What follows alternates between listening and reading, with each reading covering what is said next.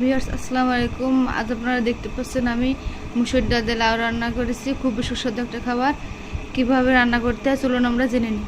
মুসুর ডাল দিয়ে লাউ রান্না করার জন্য এখানে নিয়েছি পরিমাণ মতো পেঁয়াজ কুচি, রসুন কুচি এবং কাঁচামরিচ কুচি, পরিমাণ মতো লাউ, আর এখানে নিয়েছি মুসুর ডাল। মুসুর ডালটা আমি আধা ঘন্টা ভালো করে ভিজিয়ে রেখেছি। এখন এটাকে চুলায় সিদ্ধ করার জন্য দিব।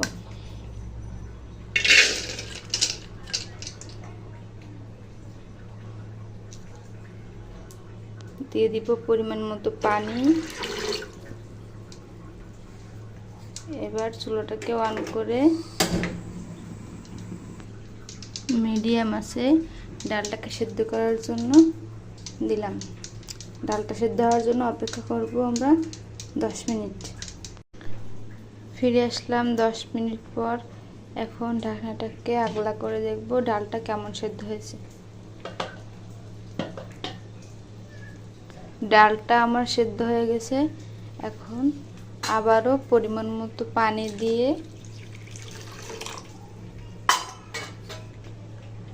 লাউটাকে ঢেলে দিব।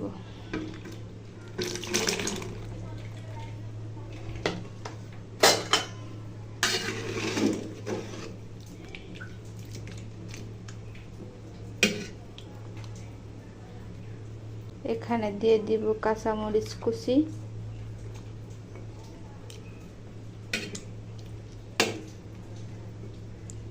এবার ঢাকনাটাকে ঢেকে লাউটা সেদ্ধ হওয়ার জন্য অপেক্ষা করব আমরা।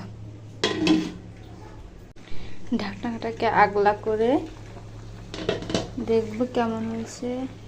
লাউ ডালটা উতলে আসছে। এখন আমি হলুদটাকে দিয়ে দেব।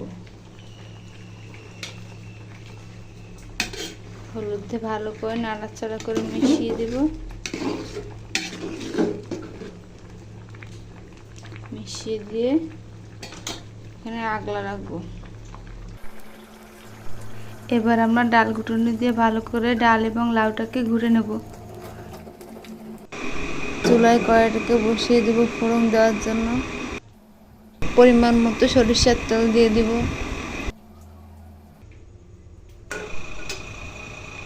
দিব পেঁয়াজ রসুন কুচি, একটু নেড়ে চেড়ে ভেজে নিব। ভেজে নেওয়ার পরে দেবো 1 চা চামচ জিরা বাটা। জিরা বাটাটা দিয়ে ভালো করে ফোড়ন করে দেখুন আমার ফোড়নটা হয়ে গেছে। এবার ডালের ভিতরে ফোড়নটা ঢেলে দেব।